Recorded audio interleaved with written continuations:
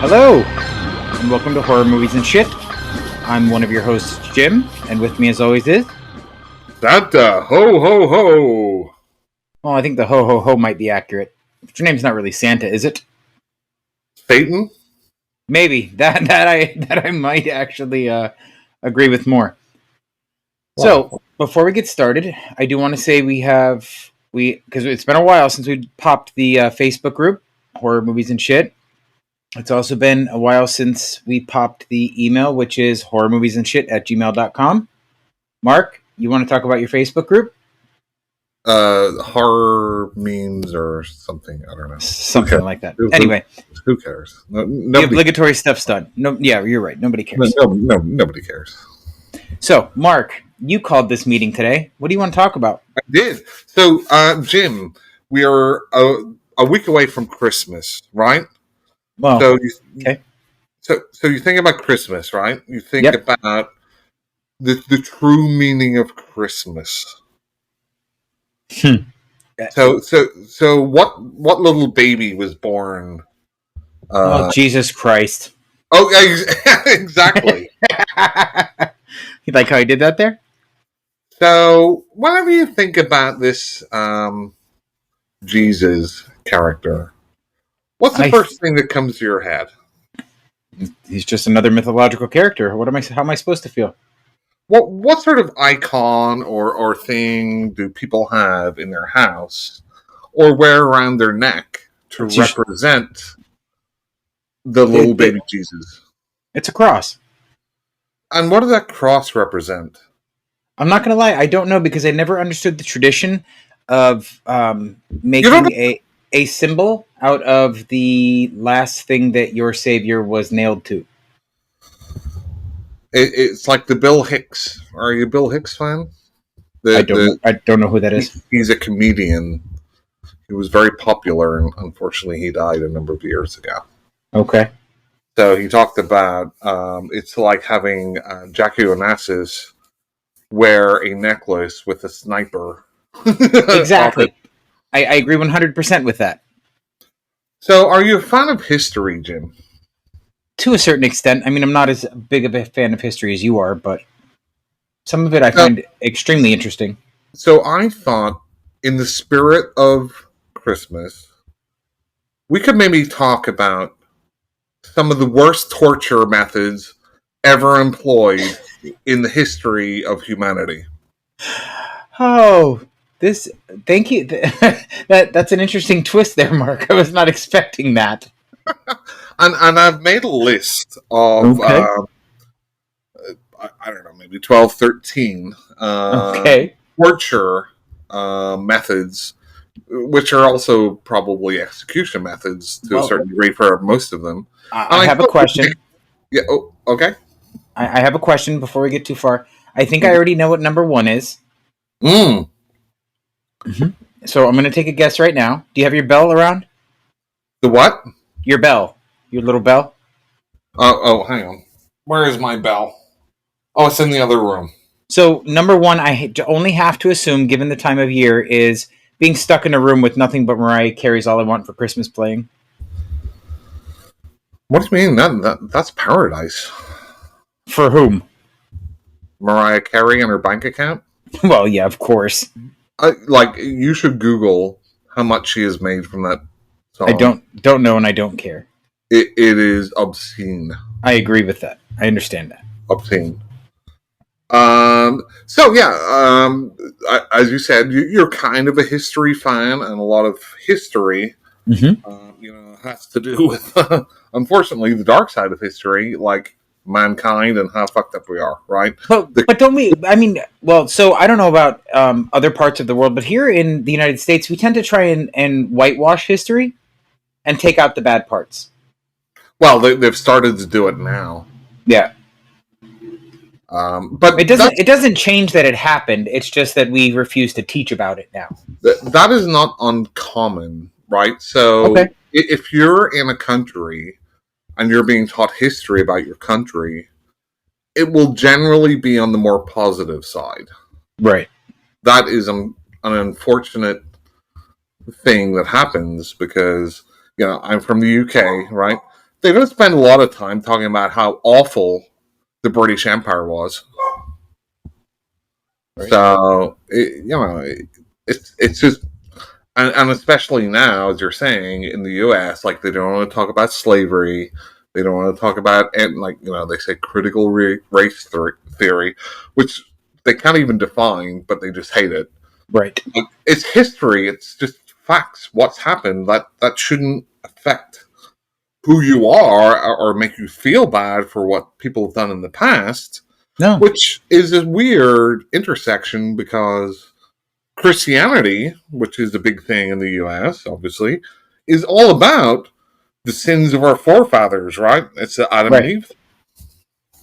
Yeah. Like, if you believe that mythology. Right. Okay, so let's get off the our pedestal here, and let's talk about some torture, shall we? This is our controversial episode for Christmas. That's right. Okay, so I have a list. I was going to try and put them in order of what I thought would be worse. Okay. But I couldn't. I just reading it. None of these are any better than any other ones. Some of them are slower, and some of them are maybe more painful. But I would not want to be in any of this positions of torture. Right. So it's just I'll just go from top to bottom.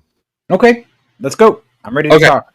So the first one I wrote down, Chinese torture, which they still did up till I think 1905 or 1906, and there is pictures of people who have gone through this that you could look at. I wouldn't recommend looking at it because it's very sad. So what is Chinese torture?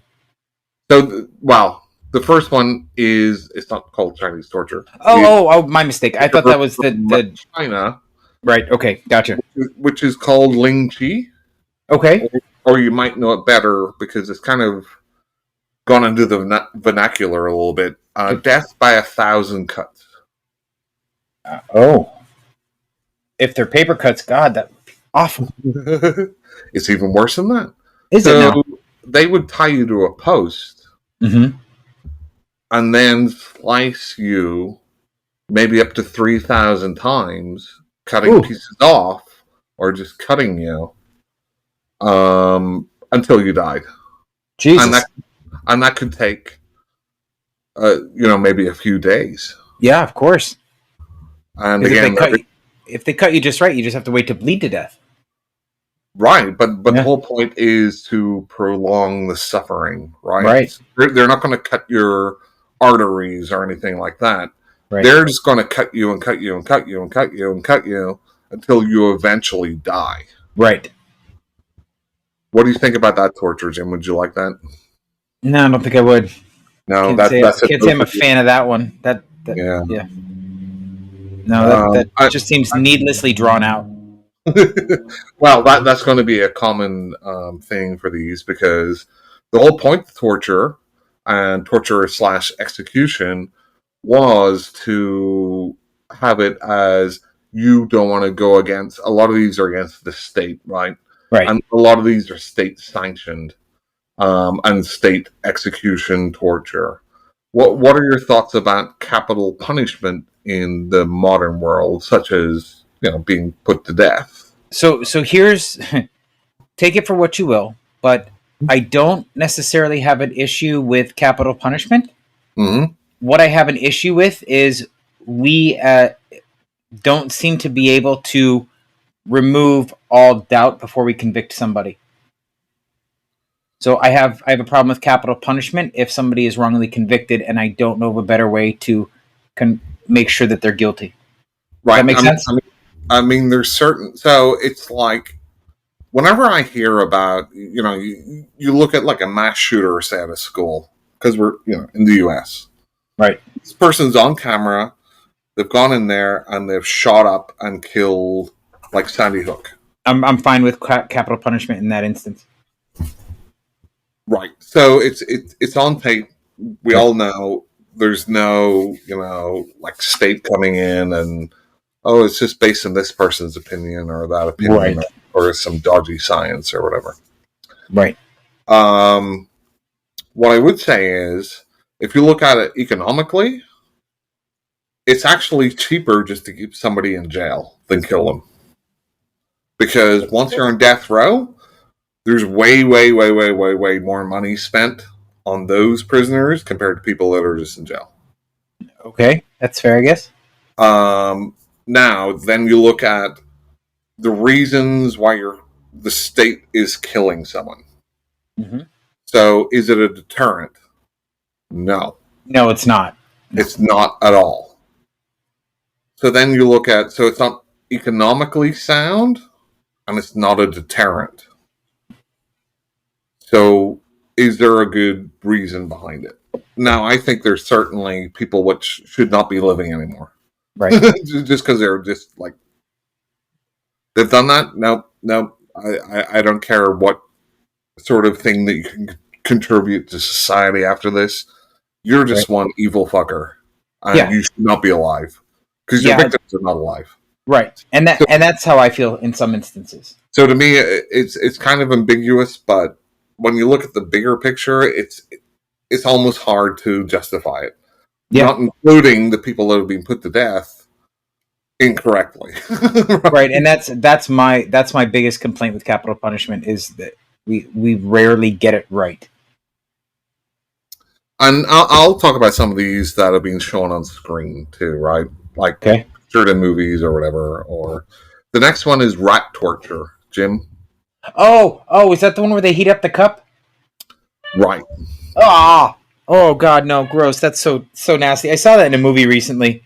It was awful.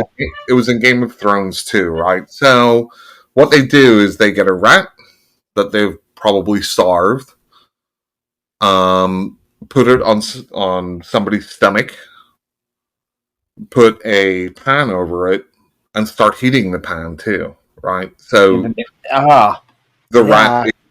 So imagine. So a lot of this, I kind of want you and the audience to think about it. People have gone through this, right? Can you imagine a rat slowly burrowing inside your stomach, eating its way? No. No.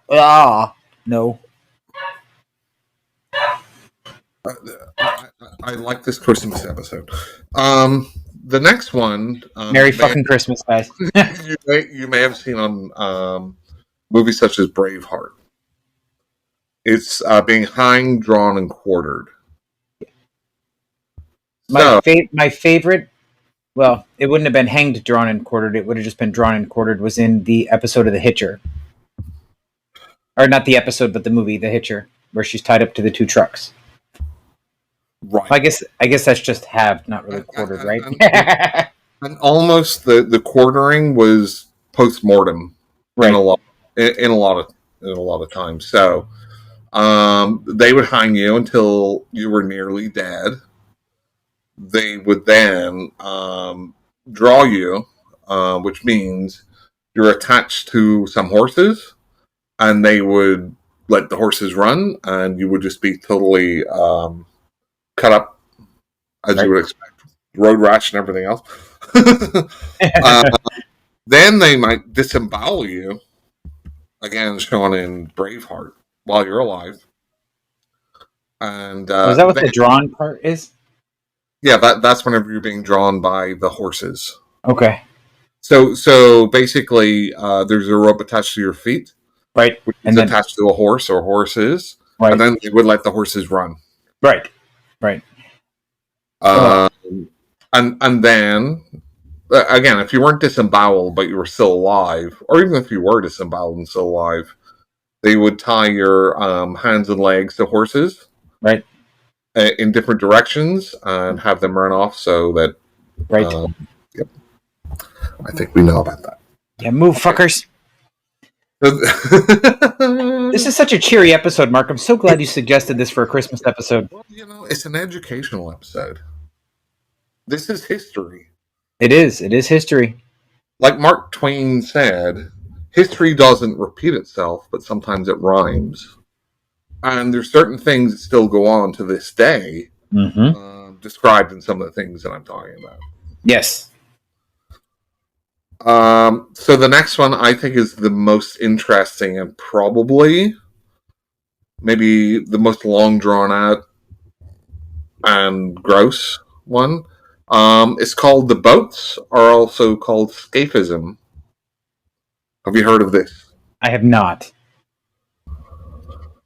Okay, so basically, what would happen is that they would get the person, put them in like a small, like kind of rowing boat or a Okay. tub.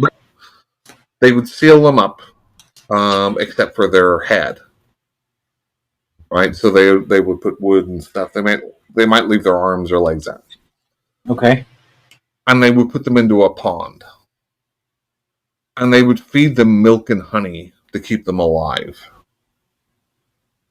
And what do you think would happen if you're in like a stagnant pond in this position over time? So many bugs. So many bugs. Ugh. Especially with the honey. Ugh. Right. So you would be having diarrhea. Yeah. You would be attracting the flies and all the insects, and they would start burrowing into you. Right. And this type of torture would last for days and days because you're not being dehydrated. You're just being slowly, basically eaten by insects. Ew. Yeah, that one doesn't bother me as much as the other ones did. The rat one has always gotten me ever since I heard about it. Ugh. So there's some ones which are kind of like knife or like into the flesh, like kind of right away. Yeah. And there's some which are just more slow and laborious. Right. But this one, like, who thought of this? You know what I mean? Yeah. Who did the research for this project, sir? I'm going to get this. So speaking of kind of slow and laborious, I'm going back to the Sweet Baby Jesus. Crucifixion. Right. Now, how do people die of crucifixion, Jim? They were suffocated or something by their weight, weren't they? Like Right. because they were their extremities were extended. It would slowly suffocate them. Right. It's either asphyxiation or dehydration. Okay. Which both are terrible. Right. But again, crucifixion was the sort of thing, and we'll come to this with some of the other ones, that was done as a public kind of display of don't you go against the state, right? So they, and if you look at Spartacus, they had hundreds of slaves crucified down the Appian Way, which is like a major highway into Rome, as a warning. Mm-hmm. And again, Game of Thrones kind of borrow from that too. But yeah, I mean that's a very slow way of going. Right. It's not necessarily, apart from having your wrists, apart from like it's no big deal. Your wrists and your ankles nailed to wood. But yeah, that one's pretty bad. Yeah, that is. The next one I think is so we're going to talk about flaying. So flaying, Jim. Yeah. So flaying is a simple little word, verb to flay somebody. Right. But if you think about the process, right, put yourself in their place. Once again. No, thank you. There was a very famous version of this. Dan Carlin on his awesome Hardcore History podcast kind of did a really good sort of description of what happened to a few people back in Germany whenever Protestantism was starting to come out. And they did a revolt in Munster and were caught by authorities. And at that time, when we talk about state executions, Germany at that time said, you will be awake for 60 minutes of your flaying. Mm-hmm. So what happened was they got one of these revolutionists, because it was a Catholic state, and they got red hot tongs, Mm, and the guy was bound with his arms in the air right. to a post. They got the red hot tongs and clipped the skin underneath his armpit Mm-hmm. and ripped the flesh all the way down. Jesus. And that was their method of flaying. So flaying is peeling the skin off somebody. And if they passed out, they would kind of stop the clock, right? You have to go through 60 minutes of this. So they would stop, they would wait, and they would wake them up, slap them around, whatever. Okay, you have another 59 minutes of this. And also, there was people behind him that were going to face the same fate. Right. And they had, constrictions around their neck so they wouldn't move. Some of them tried to, suffocate themselves by putting their neck forward because they saw what was going to happen. Right. And in fact, a lot of time, whenever you want to get information out of somebody, you can just put them next to a person in a cell that's getting tortured. Right. And a lot of times they will just tell you. You speak from experience, do you? But they will hear the screams of the person. Oh, of course. A lot of times that's more effective than the physical torture. Right. Because at some point... Right, but you have to... I mean, think about it. At some point, the human mind is just going to shut down, regardless of the sensory input. Right. But hearing what is happening is a lot more effective because you can't get away from it. Yeah. You're stuck there. But I think playing just sounds like the worst. Just the worst. I do agree so far. So going along with flaying, and this isn't so much like a torture, but this is something certainly the Nazi regime did in Auschwitz, etc. Japanese did, World War II, is live vivisection. So they would, no anesthetic, you're awake. Right. They would just start cutting you open and taking out your organs. Yeah. And they will just kind of see, what happens to you, too. So, again, this is what people have gone through. Can you imagine? Right. Can you imagine just sitting there and they come over... There goes my pancreas. With a scalpel, and they start cutting into your body. This, sir, this what you're describing right now to me scared the shit out of me when I was 6 years old, and I will explain why. When I was 6 years old, I snuck down out of the bedroom because I don't remember why I was awake in the middle of the night, but I was. I went down, I turned on MTV. I think it was MTV. It was some TV channel, and for some reason they were playing The Meaning of Life. Mm-hmm. And the organ donor scene came on. My 6-year-old mind did not comprehend the humor in this scene. Right. And this was exactly what I pictured. So, just so you know. That's funny.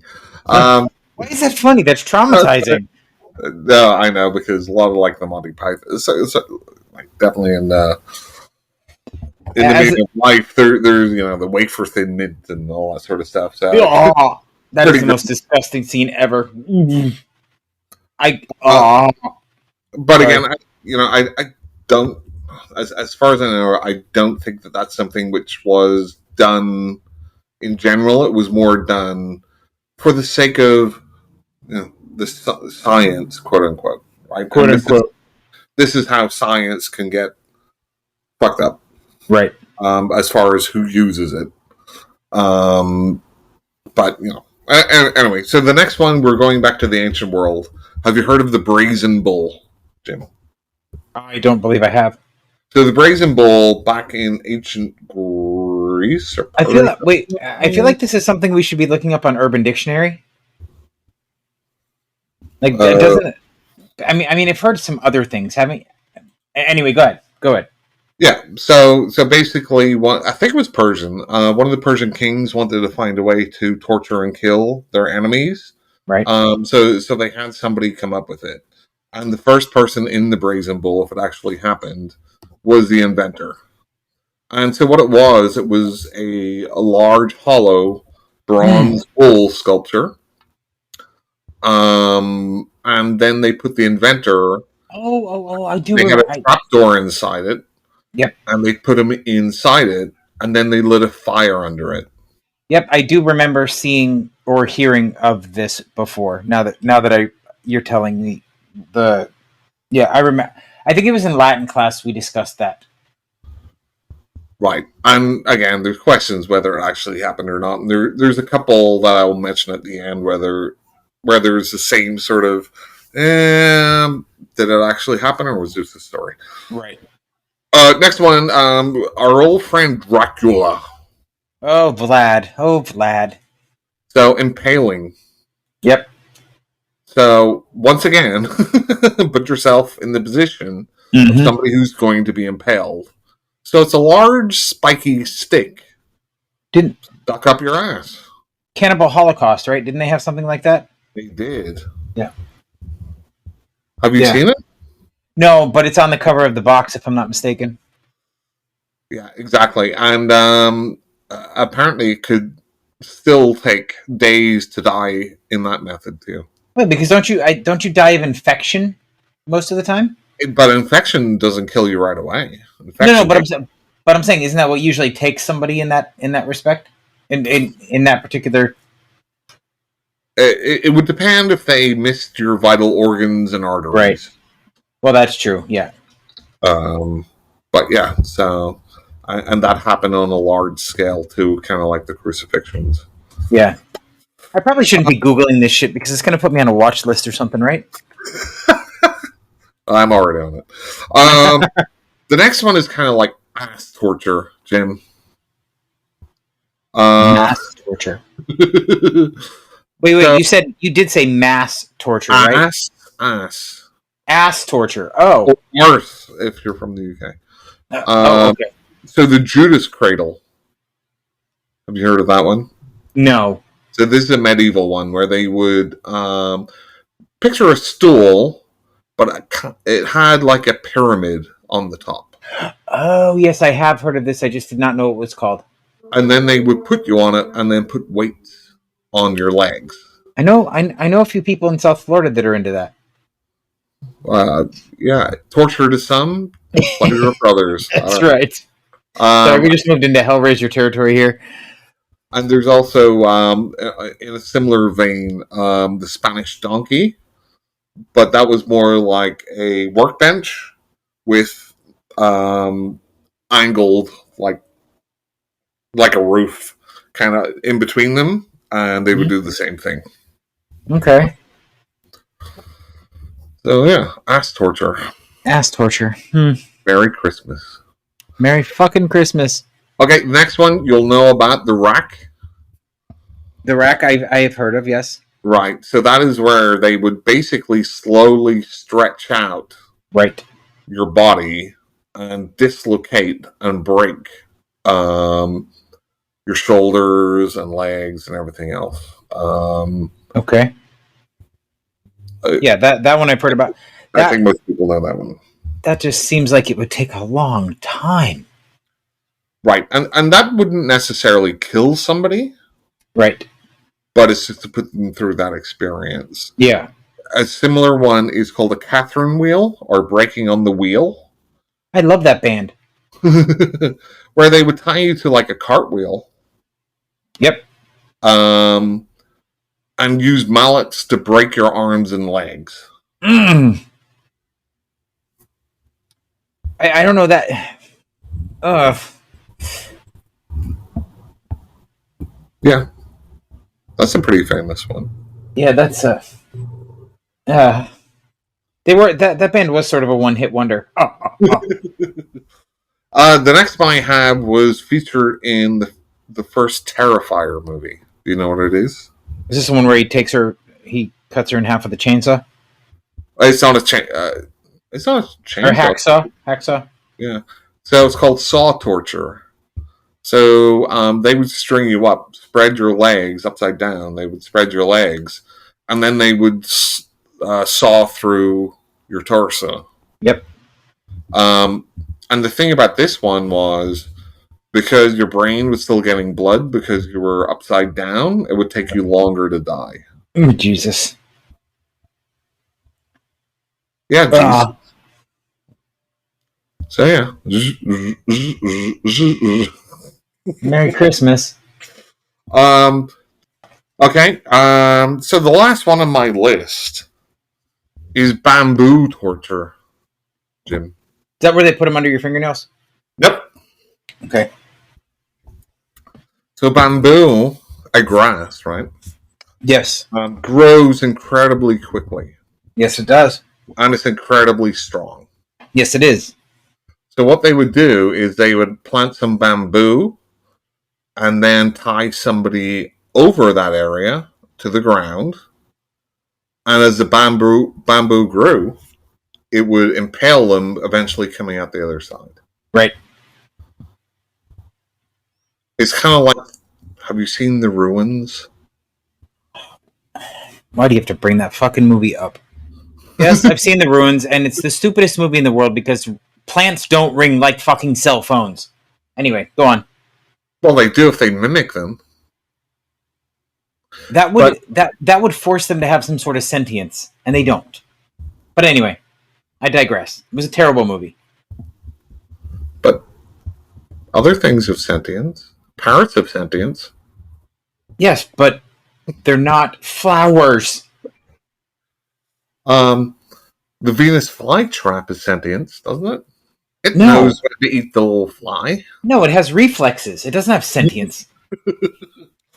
So those are kind of like the top ones that off the top of my head I wrote down. See, now I was expecting to hear about the Iron Maiden. So my two bonus ones, Jim. Yep.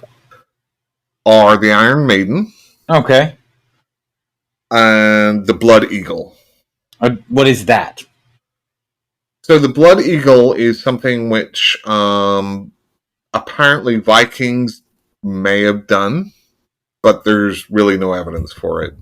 So they would have somebody on their front, and they would tear out their lungs from the back. Oh, okay. And I've never watched the show Vikings, but I guess it's on there. But both the Iron Maiden and the Blood Eagle are questionable whether they actually were a thing. Right. So I kind of left them as like bonus items.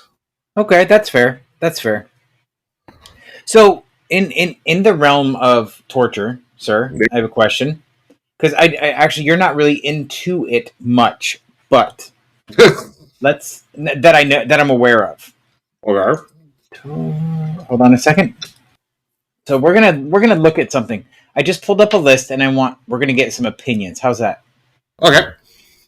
So I think, if I'm not mistaken, Hostel was the first one to kick off this. Don't say it. Don't say it. Don't say those two words. You know, I'm going to. You brought it up. You wanted to talk about torture. Let's talk about torture. Come on. Fair is fair, my friend. No. I just hate that phrase. I won't. Okay. Yeah, I won't say the phrase. We've talked about this torture porn phraseology before, I think, and it was written by somebody who didn't like horror movies, and then like horror movie fans started to pick it up. Like, this guy was just fucking whatever. So I know you don't like the phraseology, so we'll skip the phraseology and we'll just talk about the films, okay? Right. So you tell me what you think, because a lot of these films you have seen and I have not. Right. So first and foremost there's 14 movies on this list.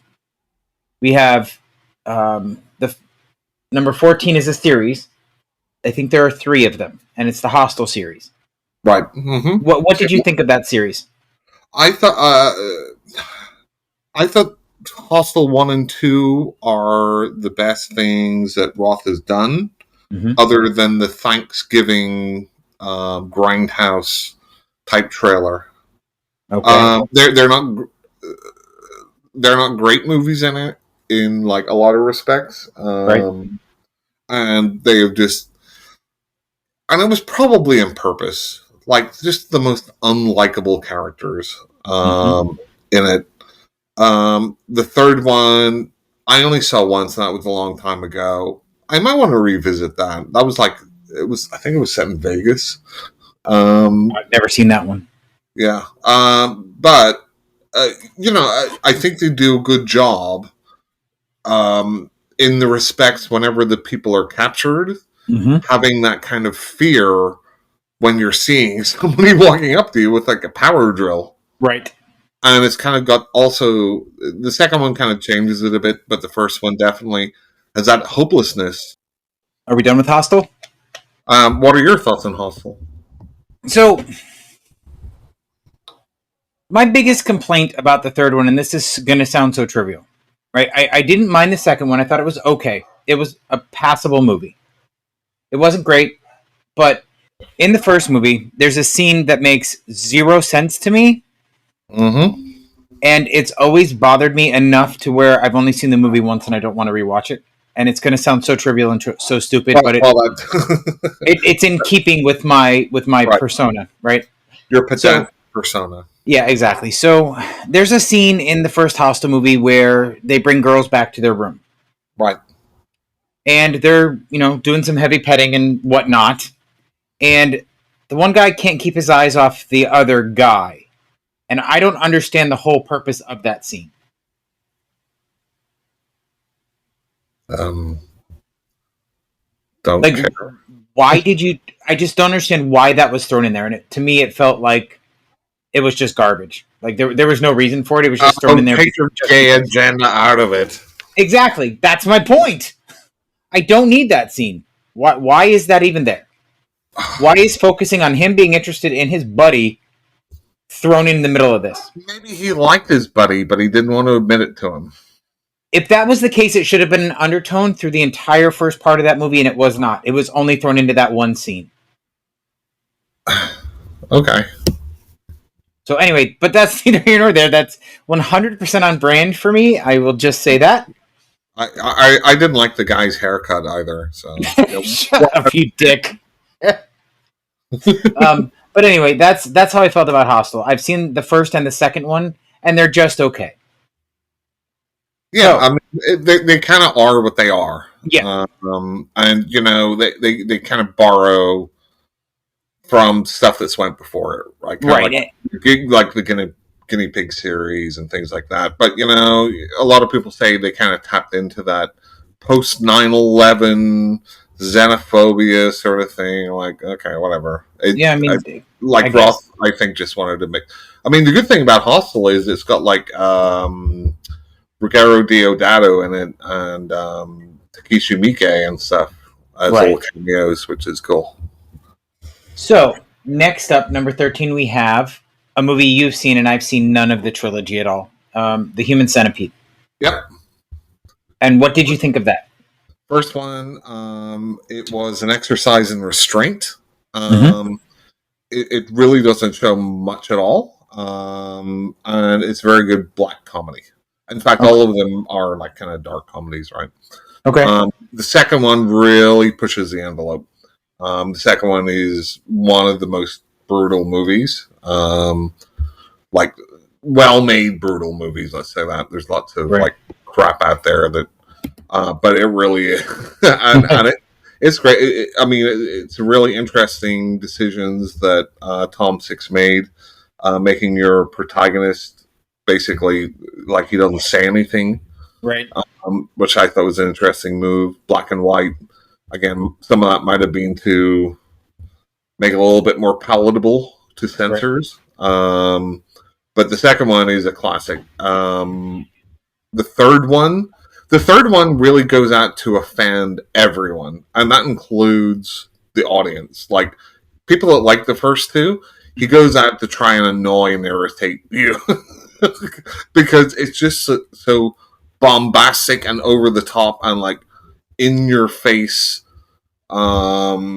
annoying in a lot of it. But yeah, once I kind of understood that when I was watching it, like halfway through, I'm like, okay, I get it. You're just being a dick, and I kind of rolled with it. But definitely the second is a standout. Next up, the first is really good, and the third is very much an acquired taste. Okay, that's fair. So the next film we've talked about before, not I don't know about it on the podcast, but you and I personally have talked about it, is a Serbian film. Yes. And I've not seen it yet, so why don't you give us your opinions? Right. So once again, this is one which you get a lot of outrage for. Certainly, like there's one scene in it, right? And Yeah. it's the baby rape scene, right? Right. That has everybody like losing their minds over. Right. Yeah, it's a movie. It's not real. First of all, second of all, the movie is shot really well. It's acted really well. It does push the envelope a lot. I think people that have seen it, whenever you talk about like gut punch endings, this one I think tops them all. It tops The Mist. It tops like a lot of these like downer endings. It's just like, oh my god. I think it's a very well crafted movie. The bad guys are too cartoonish to really, in my mind, make it feel as disgusting as it wants to be. Okay. They're so over the top. It's. But other than that, if you can stomach the content, it's not for everyone. I think there's a very good movie there. Okay. There is like a little trying too hard to shock part to it. But overall, yeah, I mean, it is kind of, it deserves this reputation. But it's not like, some of these, what's the name of that series? The Vomit Doll trilogy or whatever. Like there's craftsmanship there, and like the director is all talking about. Well, a lot of this is a reflection about the Serbian conflict and all of that. Whether that's true or not, I don't know. But I think they just set out to make a shocking movie, and they succeeded. And it's worth checking out if you can stomach the content. Okay. So next up, we have a movie I've never heard of from 1987. It is Tetsuo the Iron Man. Oh yeah, and they had a sequel to it too. Yeah. So this is basically about a guy who gets. It's been a long time since I've seen this. Run over, but like he becomes. It's a Cronenberg-esque body horror, right? That he starts to be made up of metal parts. I think it's only like an hour long or something, or maybe that I don't know. Yeah. It's more like an art film to me than it's not like a straight narrative movie. Okay. But yeah, I mean, I wouldn't put that above a Serbian film or Human Centipede 2 as far as kind of gross. So the next one you already mentioned. It is the Guinea Pig series. Yes. So tell me about that, because I've never heard of the Guinea Pig series. So, and there's like an American version of it that started, I think, in the 2000s. So these are basically just straight up. Well, I've only seen a couple of them. There's like Mermaid in a Manhole. There's the first one, and these are more like almost like special effects reels. Okay. Where it's just like torture and torture and torture, or just somebody decaying and decaying and decaying. This was the one that famously shit, Two and a Half Man. What Charlie Sheen. Charlie Sheen Mm-hmm. brought to the FBI. Yep. One of the movies because he thought it was a snuff movie. Yes. Which honestly, back in the day, you look at it was VHS and it's grainy and this sort of thing, and that's kind of what they were going for anyway. So right, that's a success. But what you didn't mention is when Charlie Sheen did bring it to the FBI, Japanese authorities had already arrested the filmmaker, and they were forcing him to prove that all of his special effects were fake. Right, similar to Ruggero Deodato, right, for Cannibal Holocaust, because he was brought into court, but I'm sure Cannibal Holocaust is on this list. So, is it? Let me scroll down. I haven't gone all the way down just yet. Yes, it is. Yeah. Okay. I will leave my commentary until we get there. Okay. So hold on. Let me go back up to where I was on this list, because next is going to be 1963's Blood Feast. Oh, that's what's his name? The director, Herschel Gordon Lewis. Herschel Gordon Lewis. Yeah, these were kind of like the splatter movies of the '60s, where they really tried to again push the envelope. Right. They're kind of quaint now, but at the time, I can only imagine people losing their fucking mind over it. Yeah, I can only imagine, especially because we didn't really have large scale blood and guts. Oh yeah, and in 1963, it was more mystery, ghosts and stuff like that. It was like Technicolor, super bright red, and all this sort of stuff. But right. I've seen a couple of them. To me, whenever I watch them now, they're just a little too janky. Right. Well, it's a bit dated, right? Yeah, but again, you have to put everything in its place, a timeline, and yeah, I can totally see why people were super shocked about that. Okay. The next one is a French film from 2007. I'm going to butcher the pronunciation of this, Mark. L'Intérieur. Yeah, Inside. Yeah. Inside is fantastic. It's my second favorite of the new wave of French extremity movies after Martyrs. Right, and that's exactly what's mentioned in this little description. It also mentions a movie called Shitan. I don't know what that is. I might have to look that up. Spell it? Sheitan. The other ones like Hot Tension and Martyrs, I get. That one I've not heard of, so I'll have to look that up. Yeah. But Inside is fantastic. It would get a 10 out of 10 for me, except they kind of do like the original Last House on the Left. Right. They kind of have a section of like cops who are bungling and incompetent, and it kind of takes it away from it. Gotcha. But again, Inside, based on, unfortunately, multiple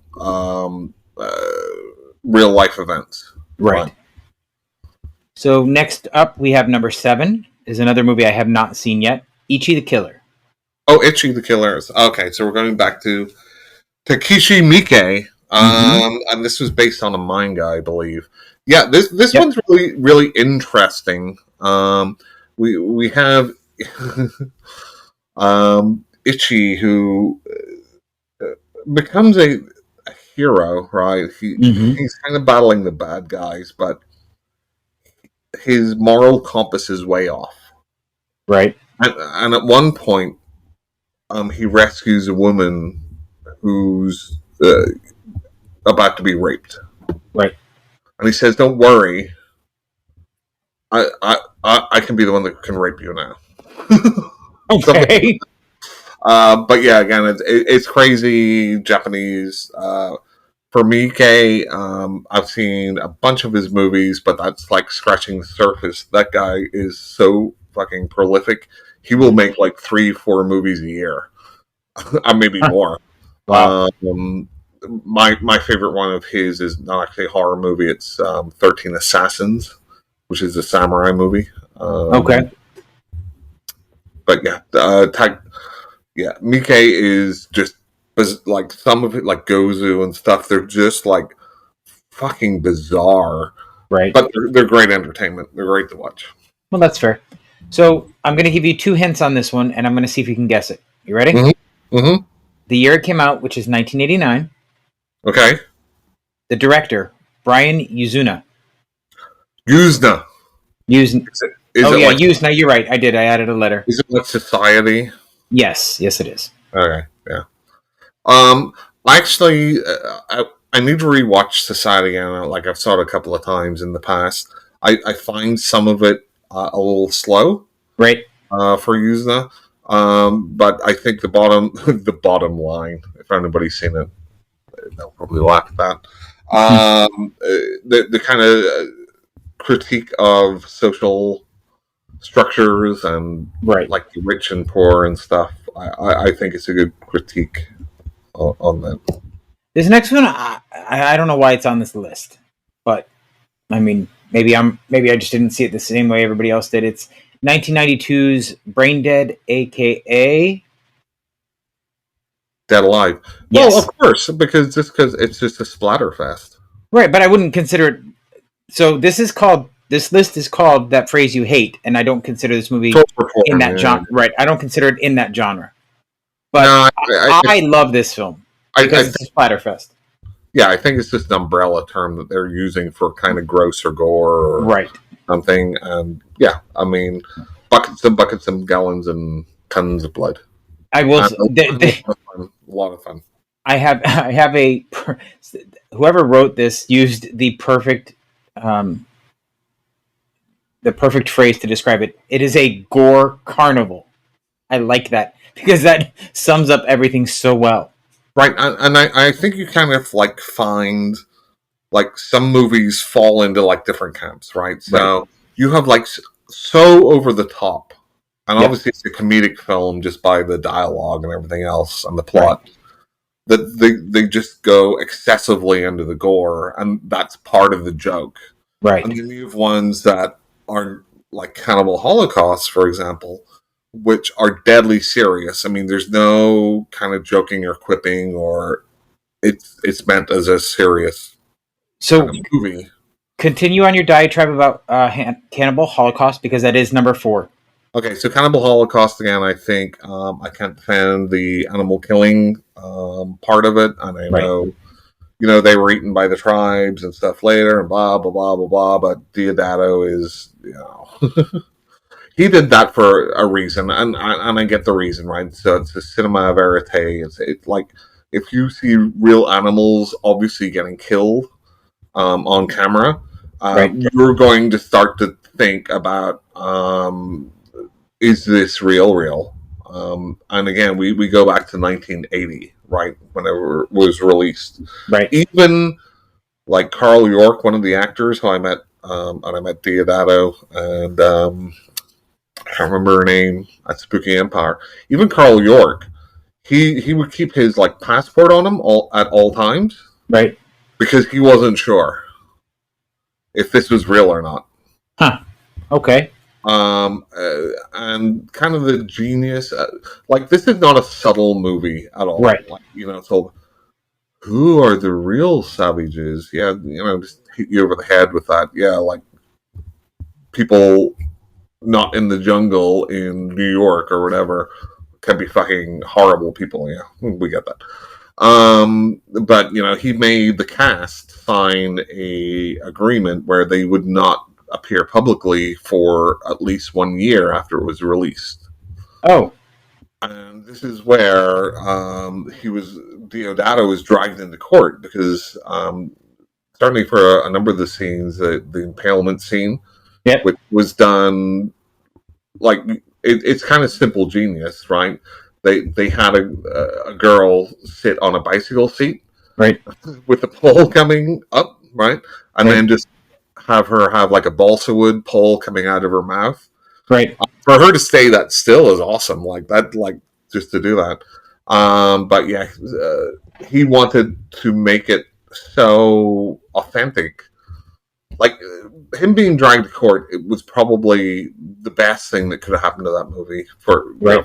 Like, and obviously it was banned all around the world. It was huge in Japan. I believe it beat out E.T. in the box office. Right. That tells you about Japanese culture. But yeah, he ended up catching some charges for animal cruelty. Yes. But again, it is a pinnacle of Italian cinema, I think, horror cinema. Right. Certainly in the cannibal regard too. So this next one I've never heard of. I mean, I've heard of one of the titles, but I've not heard of the other one. It's Salò.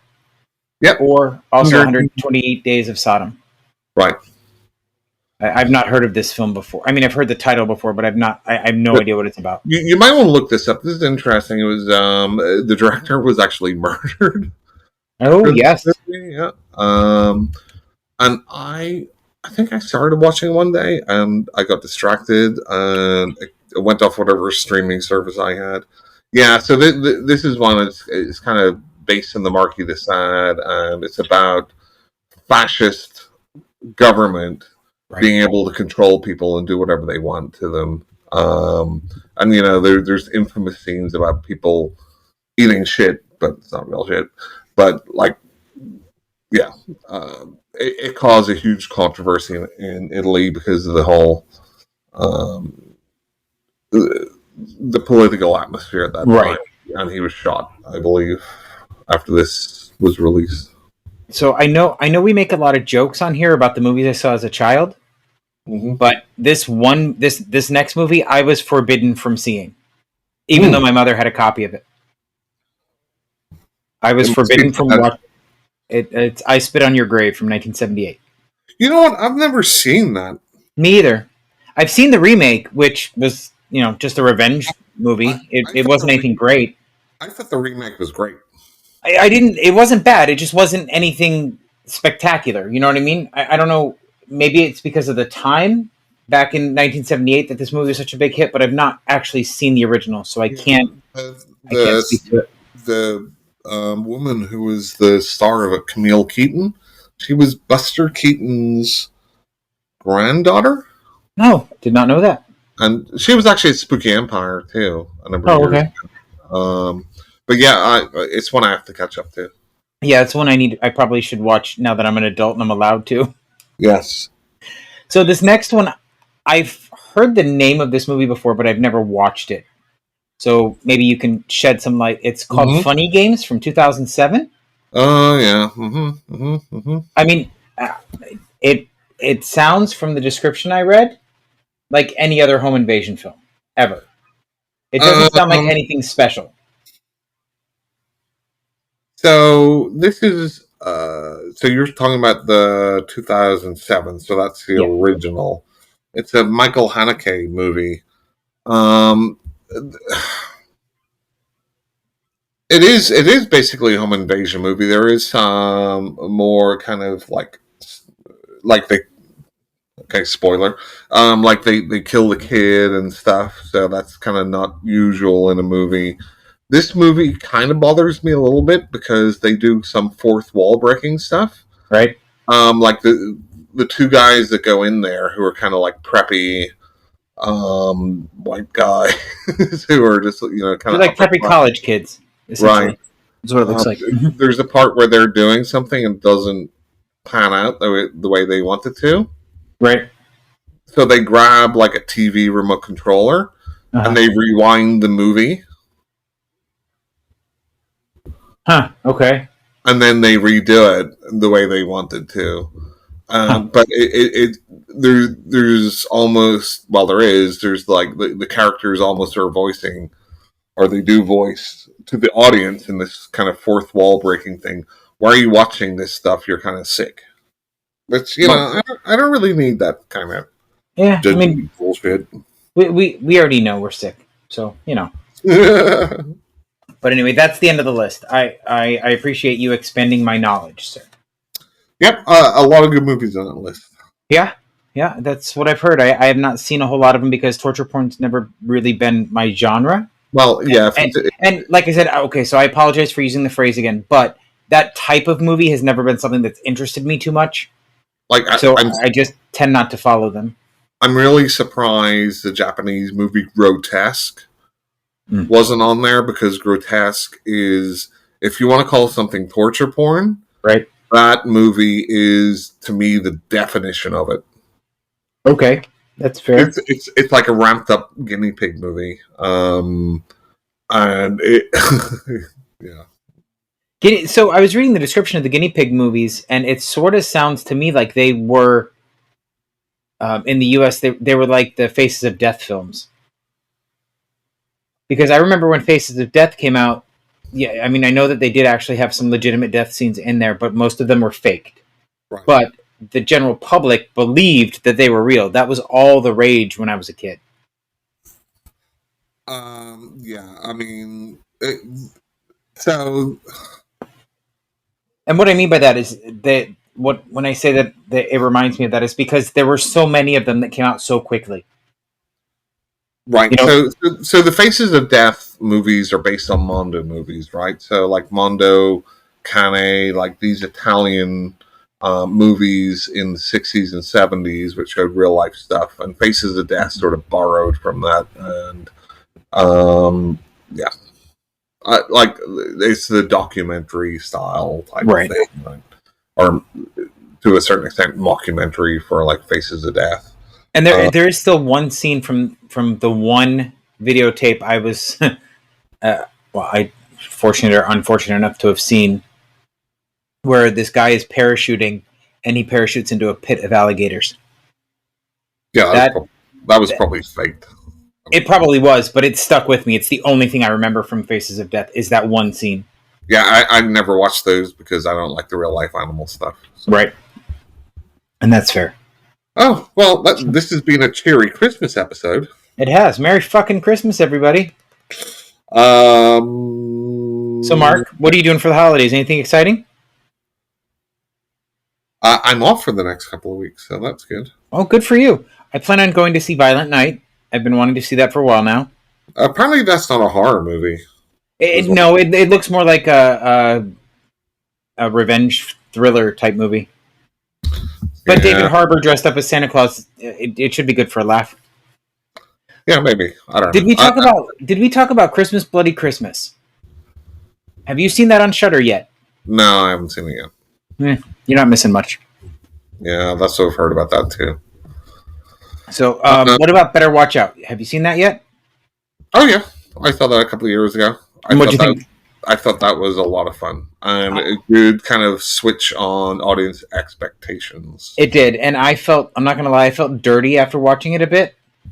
Once it twists and you realize what's actually going on, I'm like, this is a really disturbing film. Yeah. So, but that was back in my my hardcore streaming days, and I saw a copy that was called Silent Night. Mm-hmm. No, it was Quiet Neighborhood or something like that. It was not called Better Watch Out. It was something else. Safe Neighborhood or something like that. I don't remember, but whatever. It was. I still think it's a good movie. I was at my mom's house yesterday. We were baking Christmas cookies, or we were supposed to. We wound up just baking cakes all day, but my nephew wanted to watch some Christmas movies. So can you imagine what I put on for him? He's 9, by the way. Gremlins? Yes. Mm-hmm. And what else? He doesn't believe in Santa anymore now either, right? I don't know if he does or not. We haven't had that conversation yet.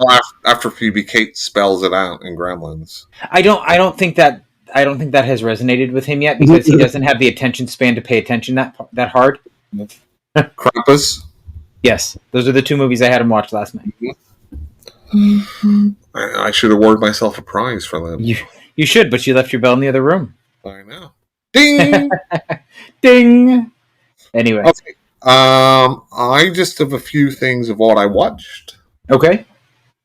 So I've been watching the World Cup, obviously, and the final was today, and it was absolutely fantastic. Who won? So it went down to penalties, and Argentina won. Which is fantastic. Which is a good send-off for Messi. Yeah. So I'm looking at the movies I've watched. Did I talk last time about Hotel Mumbai? I think I Yes, you did.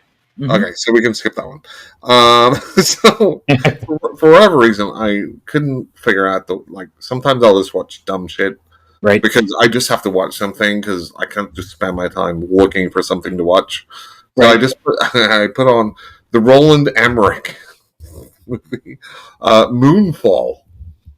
Oh yeah, and The, it's like I can't believe a movie started off kind of dumb.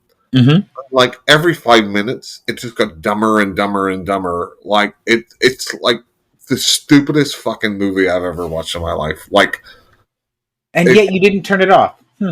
well, yeah. I mean, Patrick Wilson's in it, and guy from Game of Thrones. I don't remember his name. It it was almost entertaining how stupid it was. Yeah. Like it just kept rolling. Like, and I'm just like, We're just gonna fucking go with it. Let's go. Let's keep this train moving. it's like so anti like real life and anti science and anti anything. And you know, you could say the same thing about a lot of his other work, but this has to be the most incompetently, stupidly written one of those kind of disaster movies I've ever seen. So if you want, it's almost a good time. Like I could see people making drinking games around this. Okay. Like okay, what this person said was stupider than the last person take a drink. Like you would be drunk very quickly. Okay. I watched Albert Fish in Sin He Found Salvation. Okay. Never heard of it, but okay. So, do you know who Albert Fish was? I do not. Albert Fish was a serial killer in the early 20th century. Mm-hmm. And he basically killed a bunch of kids. Okay. And he was an old guy. Okay. And the documentary was pretty, like, it wasn't, like, they had some idiots on it too, but they had some not the best recreations, but they had some really interesting stuff. And he was a sadomasochist himself. And, like, he would stick pins in his, like, testicles and all this sort of stuff. Okay. But yeah, he was a prolific letter writer, and he would write letters to the parents of the kids that he abducted, tortured, killed, and ate, with like graphic details of what he was doing and stuff. So, I learned some things. Like I knew about Albert Fish, but didn't know a lot of the details. A lot of what he did was tied to religion. Right. It was about suffering. Suffering leads to salvation. Kind of like that fucking cunt, Mother Teresa. Bitch's dad. People thought, oh, Mother Teresa. No, she wanted people to suffer, and she made people suffer. Right. Fuck her. But he took kind of like the text about in the Bible, on communion and like this is my body and this is my blood and all this stuff, and that was part of like he would drink the kids' blood and he would also eat their body, and then he would write letters about how he prepared the body to the parents, etc., and how it tasted and all this, like crazy. Right. And lastly, I watched Black Adam. So, how was that? So the DCEU, right, which is now going to be under James Gunn, which I think is probably a better idea, has always been a little behind, or sometimes quite a lot behind, the Marvel movies. And I'm not like, oh, I'm a Marvel fanboy or I'm a DC fanboy. I just want to see really good movies. Right. And this one was actually one of the better ones, I thought. Okay. The Rock was pretty good and stoic. He had a massive body count, which was fantastic. Right. Like, you can just, like, pick a guy up to be on, like, the land, and you just throw him to the middle of the ocean.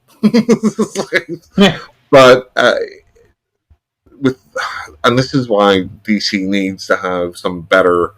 They need a Kevin Feige or something, because like they're so much about tell rather than show, right? Right. If you've seen like the Suicide Squad or any of those movies, I mean, I have, but I don't really care for them. So right, it's like, oh, here's X character, right, and this is what they can do. These are all their powers, and it's just like they just tell you, oh, it's I don't know, Killer Croc, and he can bite people and eat people. Like they'll literally, they'll have a narrator over the top of it saying this, or they'll have like a sheet, like a rap sheet sort of. This is what this character can do. Like, no, you don't want to just tell your audience. You want to show them. right. Like the exposition can be so fucking clunky, and this suffers from a lot of that too. Right. Like there's certain parts where I'm like, oh, this is really awesome, and then they'll have like a really fucking stupid part. I'm like, Jesus fucking Christ! Right. Like, who's okaying this script? Like, is everybody reading this? Right. But I thought overall, The Rock was cool and stoic in it. Generally, I liked it for the effects. The effects were ranged from actually really good for the DCEU to, again, some you could have spent a little bit more money in there. But they've got like Pierce Brosnan and stuff in it, so that always kind of elevates it. The funny thing that I'm thinking about as I'm watching them, like, so Marvel stole a bunch of like DC characters and vice versa. Right. Marvel got most of those characters, or a lot of the bigger ones, on screen first. Mm-hmm. So I'm thinking, if I'm a viewer and I don't know anything about the comics, so in this movie they have Dr. Fate, which is Pierce Brosnan, and it's like Doctor Strange. Okay. And then they have Atom Smasher, which is like Ant-Man because he can grow really big. Mm-hmm. They have Cyclone, which is a girl that can manipulate wind, which is like Storm. But it's almost like I can see people watching this going, hey, they just copied all these characters from the MCU. But it's worth a watch. I was entertained by it. What did I give it out of? Unfortunately, this website that I use only goes up to 5 stars. I give it a 3.5 out of 5. So Okay. that's what I watched. So I have a few that I've watched. First, as usual, I'm going to talk about the audiobook that I'm listening to. It's called Monster. Mm-hmm. It's another urban fantasy where magic and everything is real, but it's grounded in this world. It's not they're not living in fairy or some weird shit like that. It's just okay. The characters are okay, but there's a lot of I don't understand why this is happening, and you don't understand because it forces you to forget. Like it's a very convenient plot device. But it's okay. It's enjoyable. It's not great. It's not terrible. Yeah. I did watch a series on Netflix called The Worst Roommate Ever, which the first couple episodes were about this woman, Dorothy. It's either Dorothy or... Is it like a true crime? It is. Okay. So, and this season is split. Part of the season tells the story of Dorothea Puente, who had a very sordid past and somehow convinced the state of California, I think it was California, that she could run a halfway house even though she was on parole. And the people that were living there started to disappear. Then, but their checks kept going there. So that was her ultimate undoing. And then the second part of this season was very interesting to me because I didn't realize that squatting was such a problem, because it was about this serial squatter. His name is Jameson Bachman, and about all the people he terrorized, because what he would essentially do is go onto Craigslist looking for a roommate. He would get in and then just not pay any bills, and it's very difficult to get a squatter out of your house. Yep. I did not realize that, but And then other than that, I've been rewatching Cheers. I did not realize, I forgot how much I enjoyed that show. So I've been watching that a lot. Hmm. It was very progressive for its time. I didn't remember that about it. And so it's sort of, I don't know, it's more endearing, if that makes sense. It's been so long, and I'm sure I've watched every episode of Cheers growing up. Yeah. But I always preferred Frasier. I will say this. So, I mean, here's what I appreciated, because I was not aware of this, and I know about all of the history of the LGBTQ people from the 80s, but I was too young to live it at the time, if that makes sense. But they talked about gay marriage. Mm-hmm. They talked about basic human rights for gay people in another episode. And I kid you not, the gay marriage thing came up, I think, in like season 1, episode 7. And then it was again later in season 1 where this episode was freaking hysterical. Sam finds out that one of his ball playing buddies is gay. He comes out in a book that he's writing. And Sam comes to his defense during a press conference, and then, everybody's afraid that Cheers is going to become a gay bar. So Diane comes up with this plot, and she says to everybody in the bar, she says, there are 2 gay people here in the bar, and then she just walks away. So the whole episode revolves around them trying to figure out who's gay, and the 2 perceived gay people that they think are there, they trick them into leaving the bar because Sam won't kick them out. And then the last shot of the episode is, she says, they weren't the gay people. And everybody just looks at her like, what? She said, no, they're still in this bar. I just haven't told you who they are. She says, the people you just kicked out hit on me in the back room. And then they pull out for this shot, and you see these 2 guys kissing Norm on the cheek. And I thought it was great. I didn't realize how progressive that show was in the ideas. I don't know. It's just, to me, it's great. I like it even more. I think there's probably a lot of like sitcoms in the 80s, which you've forgotten about, or programs in the 80s, which were probably pretty progressive. Yeah, probably. That you just don't even think about because it was so long ago. Right, and the only reason I watched this is because I saw a little banner thing for it when Kirstie Alley died, and it said, "In Memoriam, Kirstie Alley." Watch all the Cheers episodes on Paramount Plus. So I did. I started watching them, and I'm only into season 2 now, so she hasn't shown up yet. But I mean, this show is great.